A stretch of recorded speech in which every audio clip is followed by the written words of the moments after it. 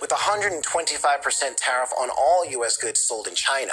This comes after President Trump placed a 145% tariff on Chinese imports. And now we're learning of a possible reprieve on certain products. ABC News senior White House correspondent Selena Wang has the latest from Washington. Hey, Ike, as the U.S.-China trade war heats up, the Trump administration is exempting smartphones, laptops, and other electronics from its reciprocal tariffs. That's according to a bulletin posted by U.S. Customs Border Protection late Friday night. Now, those exemptions also include solar cells, flat panel TV displays, flash drives, computer processors, memory chips, and semiconductor-based storage devices. So this is some relief.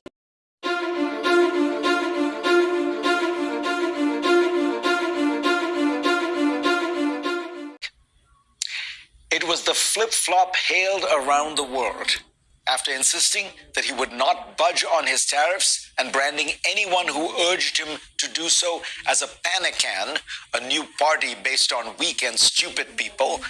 Donald Trump reversed course and paused his massive reciprocal tariffs for 90 days, except on China, while he negotiates deals with foreign countries. But sighs of relief may be premature.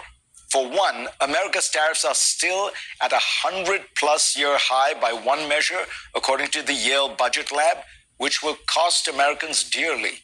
Even more importantly, these tariff negotiations will inevitably result in an orgy of corruption. The American economy is being transformed from the leading free market in the world to the leading example of crony capitalism. A market economy functions best when there are limited constraints placed on it, but especially when these constraints are clear, fair, and applicable to all. The more complicated the taxes, rules, and regulations, the greater the inefficiency in country after country, from India to Nigeria to Morocco. But more significant, the greater the complexity, the greater the corruption.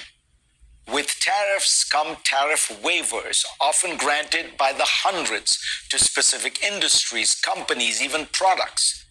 In 2018 and 19, the Trump administration announced an assortment of tariffs, including 25% on steel, and also a program of waivers.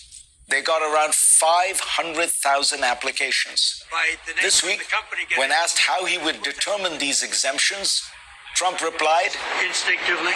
Studies show that politicians' instincts usually favor their contributors, which then encourages pervasive corruption.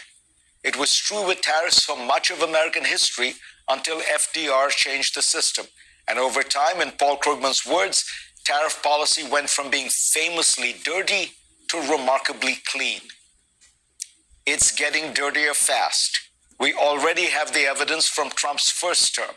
A detailed academic study of the tariffs in Trump's first term found that companies that made substantial investments in political connections to Republicans prior to and during the beginning of the Trump administration were more likely to secure exemptions for products otherwise subject to tariffs. Conversely, companies that made contributions to Democratic politicians had decreased odds of tariff exemption approval. That study looked at more than 7,000 applications for exemptions from tariffs on China in the first term and found that just a $4,000 donation to the Democratic Party reduced the company's chances of being granted an exemption to less than 1 in 10. As Timothy Carney from the conservative think tank AEI notes, Trump's first election created a trade lobbying boom from 921 entities who hired lobbyists to work on trade to a peak of 1,419 by 2019. With the highest tariffs in the industrialized world, the American bazaar is now open. Countries and companies will descend on Washington to cut deals and gain carve-outs, exemptions, and special terms. It's worth recalling that Milton Friedman repeatedly noted about businessmen. You can get any leading businessman to give you an eloquent speech on the virtues of a free market.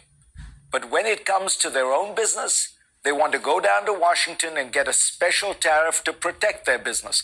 They want a special tax deduction. They want a tax subsidy.